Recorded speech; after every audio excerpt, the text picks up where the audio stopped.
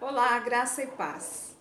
Hoje eu quero compartilhar com vocês uma palavra que está aqui no Evangelho de Lucas 24, versículos 13 ao 35, os dois discípulos no caminho de Emaús. Então aqui, nessa situação, Jesus já tinha sido crucificado e já havia ressuscitado. Só que os discípulos ainda estavam assim naquela dúvida, né? Aliás, muitos deles não tinham entendido ainda qual era o propósito, né, de Jesus aqui na terra. Então o texto é assim: E eis que no mesmo dia iam dois deles para uma aldeia que distava de Jerusalém 60 estádios, cujo nome era Emaús. E iam falando entre si de tudo aquilo que havia sucedido. E aconteceu que, indo eles falando entre si e fazendo perguntas um ao outro, o mesmo Jesus se aproximou e ia com eles. Mas os olhos deles estavam como que fechados para que o não conhecessem. E ele lhes disse: Que palavras são essas que caminhando trocais entre vós, e por que estáis tristes? E respondendo um, cujo nome era Cleopas, disse-lhes: És tu só peregrino em Jerusalém e não sabes as coisas que nela têm sucedido nestes dias? E ele lhes respondeu: Quais? E eles lhes disseram: As que dizem respeito a Jesus, o Nazareno, que foi um profeta poderoso em obras e palavras diante de Deus e diante de todo o povo. E como os principais dos sacerdotes e os nossos príncipes o entregaram à condenação de morte e o crucificaram. E nós esperávamos que fosse ele o que remisse Israel, mas agora com tudo isso, e já hoje, o terceiro dia desde que essas coisas aconteceram. É verdade que também algumas mulheres dentre nós nos maravilharam, as quais de madrugada foram ao sepulcro e, não achando o seu corpo, voltaram dizendo que também tinham visto uma visão de anjos, que dizem que ele vive. E alguns dos que estavam conosco foram ao sepulcro e acharam ser assim como as mulheres haviam dito, porém não o viram. E ele lhes disse: Ó nécios e tardos de coração, para crer tudo o que os profetas disseram. Porventura não convinha que o Cristo padecesse essas coisas e entrasse na sua glória? E começando por Moisés e por todos os profetas, explicava-lhes o que dele se achava em todas as Escrituras. E chegaram à aldeia para onde iam, e ele fez como quem ia para mais longe. E eles o constrangeram, dizendo: Fica conosco, porque já é tarde, e já declinou o dia. E entrou para ficar com eles. E aconteceu que, estando com eles à mesa, tomando o pão, o abençoou e partiu-o, e lhe deu. Abriram-se-lhes então os olhos, e o conheceram, e ele desapareceu-lhes. E disseram um para o outro: Porventura não ardia em nós o nosso coração quando pelo caminho nos falava e quando nos abria as Escrituras? E na mesma hora, levantando-se, voltaram para Jerusalém e acharam congregados os 11 e os que estavam com eles, os quais diziam: Ressuscitou verdadeiramente o Senhor e já apareceu a Simão. E eles lhe contaram o que lhes acontecera no caminho e como deles foi conhecido no partir do pão. Então, esse texto, ele fala aqui da cegueira espiritual dos discípulos. Então, eles achavam que Jesus seria o Messias, que Jesus seria a pessoa que iria libertar Israel do domínio romano, que estava, que era na época, né, quem dominava ali. Assim como no passado Moisés havia libertado Israel do Egito, da escravidão do Egito, né, passando por todo aquele caminho do deserto, então eles acreditavam também que Jesus teria vindo à terra para ser o rei dos reis, mas eles entendiam que o reino de Jesus seria aqui, na terra. E lá atrás, quando o anjo Gabriel aparece a Maria e fala que ela irá engravidar e ela terá um filho, ele diz que esse filho será o rei dos reis e ele se chamará Jesus e o reinado dele será maior do que o de Davi, porque durará para sempre. Mas eles estudavam as escrituras já, só que eles não entendiam. Então aqui nesse texto a gente pode ver claramente, né, essa cegueira espiritual dos discípulos. Então acontece que aqui Jesus acaba de ser crucificado.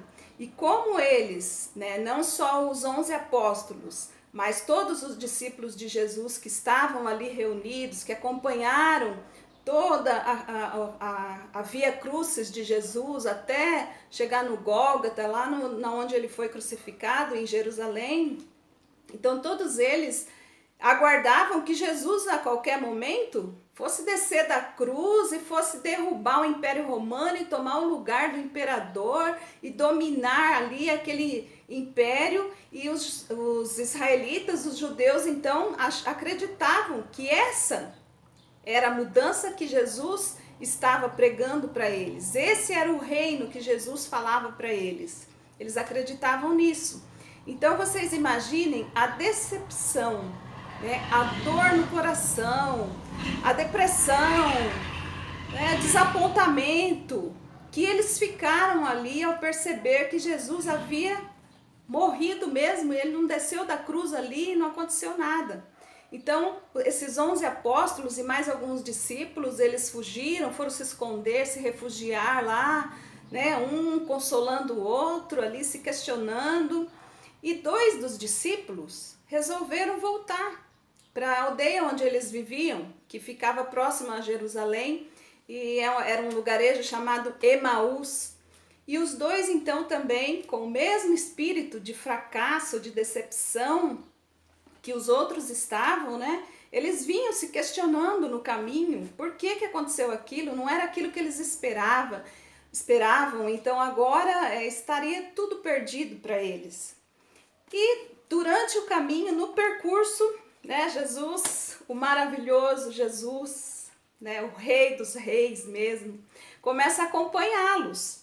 E aqui no versículo 16 diz assim: mas os olhos deles estavam como que fechados, para que o não conhecessem.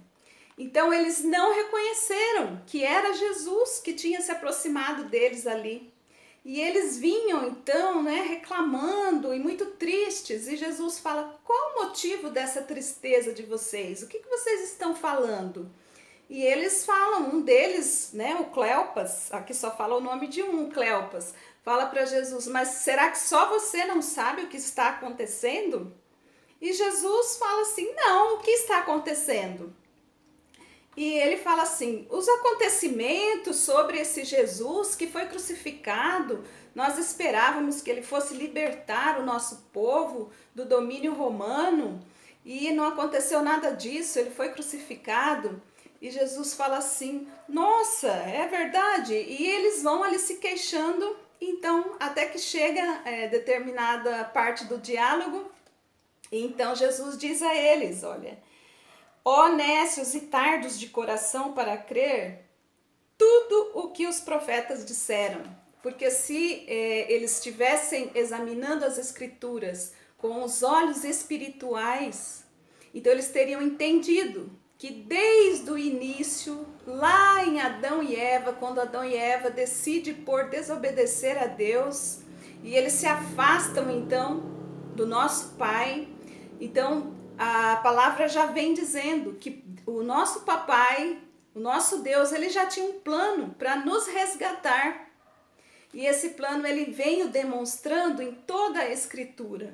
Então os sacrifícios que a gente vê lá, que aconteciam no Antigo Testamento da Bíblia, em alguns livros, alguns textos, a gente pode observar isso, sacrifícios com animais, às vezes com aves, pequenas aves para quem não tinha tanto dinheiro, ou então com cordeiro para quem já tinha um pouco mais de condição.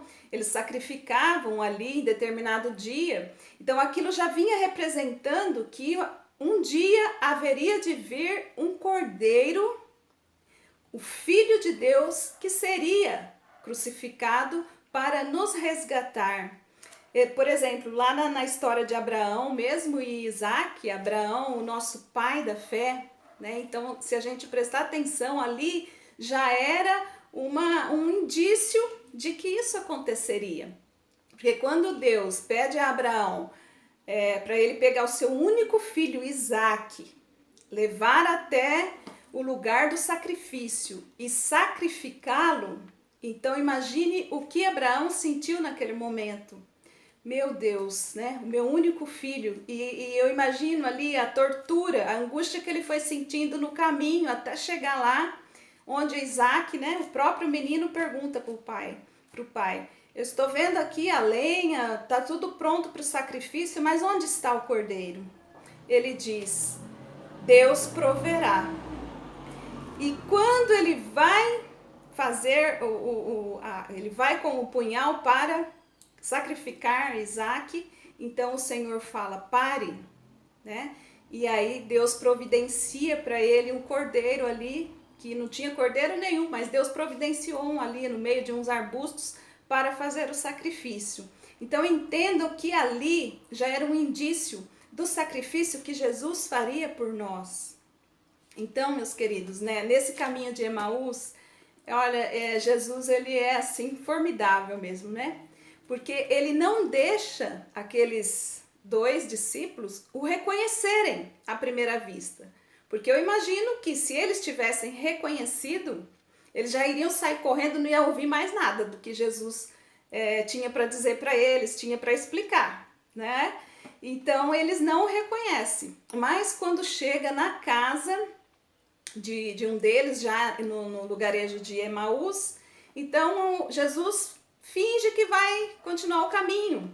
E um deles fala, não, então vem, entra aqui conosco, fique aqui essa noite porque já é tarde, e aí você vai nos explicando mais sobre as Escrituras. E Jesus explica tudo para eles, que desde o início já vinha então sendo planejado. O nosso papai já vinha anunciando o que iria acontecer e que esse plano do nosso Senhor, ele culmina, ele termina ali na crucificação e ressurreição de Jesus Cristo. Então ele dá o seu Filho para nos resgatar. Gente, é maravilhoso isso, né? Então a partir desse momento ali da cruz, nós fomos remidos, nós fomos reconectados ao nosso papai. Porque Jesus Cristo, ele veio para levar sobre ele, naquela cruz, os nossos pecados, as nossas dores, as nossas enfermidades. E o melhor de tudo, a separação que havia entre nós e o Pai já não existe mais. Nós estamos reconectados com o nosso Pai. Então, meus queridos, que a gente tenha essa visão desse plano de Deus, foi tudo um plano do nosso Senhor, do nosso papai, para nos resgatar, porque ele nos amou antes que nós existíssemos. Ele nos amou e ele nos ama, e ele não quer que nenhum dos seus se perca. Então, ouça a palavra, leia a palavra, busque conhecimento. A palavra de Deus diz que o seu povo sofre por falta de conhecimento. Então, onde está o conhecimento? Aqui, na palavra de Deus. Então, a cada vez que nós lemos essa palavra, o Espírito Santo, ele nos abre o conhecimento, esse conhecimento gradativo, que vai fazendo com que a gente evolua espiritualmente cada vez mais e que nós possamos sentir cada vez mais a presença do nosso Senhor, do nosso Salvador Jesus e do nosso Espírito Santo, que é o nosso Consolador, que é o nosso ajudador, que é o nosso orientador aqui nessa terra. Então nós temos, querido, muitos motivos para nos alegrarmos, para festejarmos, porque nós estávamos perdidos, como o filho pródigo, e fomos achados. Nós estávamos mortos e revivemos em Cristo Jesus. Essa é a boa nova do plano de salvação de Deus para as nossas vidas, para todos nós, queridos. Essa é a palavra de hoje. E que essa palavra traga para todos nós a renovação, Pai. Que traga, Senhor, a fortaleza, a unção de ousadia, de conquista, de vitória, porque em Cristo Jesus nós somos mais do que vencedores. Fiquem com Deus, meus queridos. Beijo no coração. Deus abençoe vocês. Tchau.